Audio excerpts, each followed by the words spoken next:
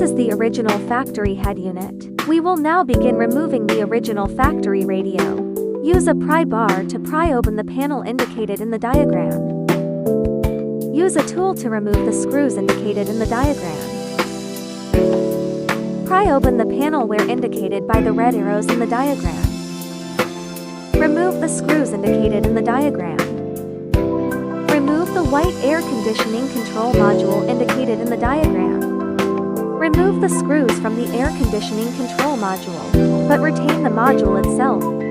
Now we will start connecting the wiring harness of the upgraded radio. This is the 16-pin power cable.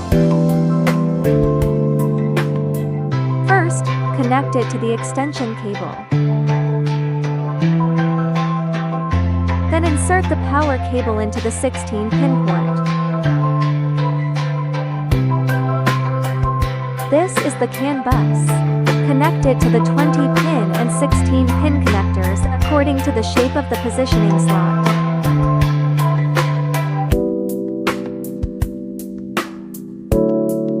This is the 20-pin RCA cable. Insert it into the 20-pin port.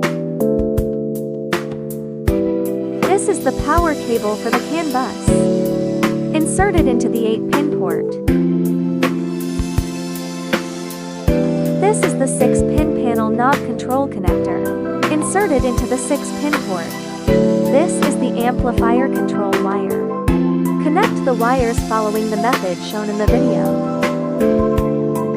This is the fan power cable. Connect it in the same way as demonstrated in the video. This is the radio antenna. Insert it into the antenna jack. This is the 4-pin USB cable. Insert it into the 4-pin port. This is the 6-pin USB cable. Insert it into the 6-pin port. This is the reverse camera cable. Insert it into the 10-pin port. This is the connection cable for the reverse input and the original vehicle connector. This is the AUX adapter cable. Connected to the audio out L and audio out R connectors on the RCA main cable. This is the GPS antenna, connected to the GPS labeled connector on the radio. These two are the 4 grams antennas. Connect them to the 2 4G labeled connectors on the radio. The wiring of the radio is now complete. Now start connecting the cables linked to the original vehicle.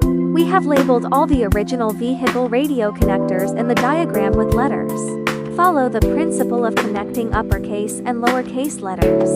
Connect the connectors of the original vehicle radio to those of the upgraded radio. Note, the connector marked D is the OBD connector, and the original vehicle interface is located under the steering wheel, in accordance with the method of connecting uppercase and lowercase letters. Connect the connectors linked to the original vehicle to the ones on our radio wiring harness. The connector marked D is located under the steering wheel. Still follow the method of connecting uppercase and lowercase letters. Connect the connectors linked to the original vehicle to the ones on our radio wiring harness. The connector marked D is located under the steering wheel. Connect the connectors linked to the original vehicle to the ones on our radio wiring harness.